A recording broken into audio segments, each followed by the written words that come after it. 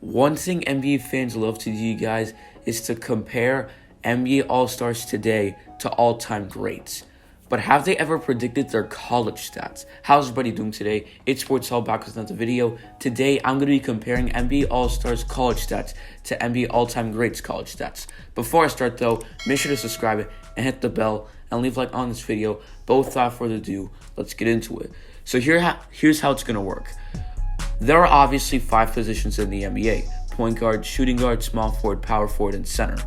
We're going to be comparing 2 NBA players, one who's an all-star today and one who's a legend, and see who had the better year in college. We're going to do from each position. And whoever has the most points at the end, well, of course, they're the winner. Let's go. Starting off with 2 point guards who, I guess you could say in some way they are identical because they both at one point averaged a triple-double in their NBA career. If you don't know who I'm talking about Russell Westbrook and Oscar Robertson. So let's start off with how Russell Westbrook did in college. Now, when Westbrook was in college, he was an incredible player. For example, his first year, he played in UCLA, and in his first year, he only started 1 game, and he played 36 games, but he only started in 1 and averaged 3 points a game. Not even an assist per game, not even a rebound per game. So he didn't really improve much that year. But in 2007-8, when he was the actual starter, he averaged 12 points a game, 4 assists per game, 3 rebounds a game, and a steal per game. So nothing crazy from your point guard. But Oscar Robertson, he went to Cincinnati for college, and when I say if I just have to say one part of his stat line, we already know who's getting the point here. I'll just say this. In his first year in college, he averaged 35 points a game. I think that's already enough, but how about I top it off by saying not only that, but he averaged 15 rebounds a game. And that's not even his highest rebounds of the year. The next season, he'd come out averaging 16 rebounds a game. So, I think we all know who is the winner here. Starting off with the first point will be the all-time greats. They're up 1-0. Now, let's go to the shooting guard position. Alright, so here, let's talk about good shooters. Shooters who have had incredible moments in their career and are still remembered today. I am talking about Klay Thompson and Ray Allen. Let's start off with Klay Thompson. So Klay Thompson in college, well, he was pretty good. In his first year, he didn't do much, 12 points a game, an assist per game, 4 rebounds a game, not even pretty much a steal per game. But then the next season, it would get even better. 19 points a game, 2 assists per game, 5 rebounds a game, and a steal per game. Then his last year in Washington State, which was the best year of his career in college, 21 points a game, 3 assists per game, 5 rebounds a game, and a steal per game. So all of those are really good stats. And in total, he averaged 18 points a game in his career. He overall did well in college. Not bad of a player in college. What about Ray Allen? How did he do? Well, Ray Allen in college, he was pretty good. In his first year, not much, 12 points a game, an assist per game, 4 rebounds a game, a steal per game. Not bad. Nothing crazy. But then, the next season in UConn, he would average 21 points a game, 2 assists per game, 6 rebounds a game, 2 steals per game. Then the next season, he pretty much did even better than that with 23 points a game, 3 assists per game, 6 rebounds a game, and a steal per game. So, looks like the All-Stars today are having a bit of a slump to start out because they are down 2-0. Alright, let's now move on to the small forwards. Now, the small forwards I'm talking about, this small forward, the All-Star today, he unfortunately wasn't able to play this year due to a big injury he had in the finals last year.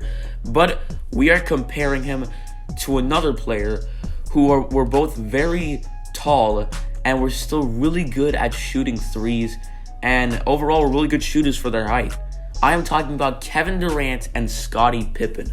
Let's start off with Kevin Durant. Now, when Kevin Durant played in college, he was actually a one-and-done player, so he only played 1 year in college, and that 1 year, he balled out. 25 points a game, 11 rebounds a game, 1 assist per game, and 2 steals per game with 2 blocks per game. He was incredible. In Texas, he was incredible.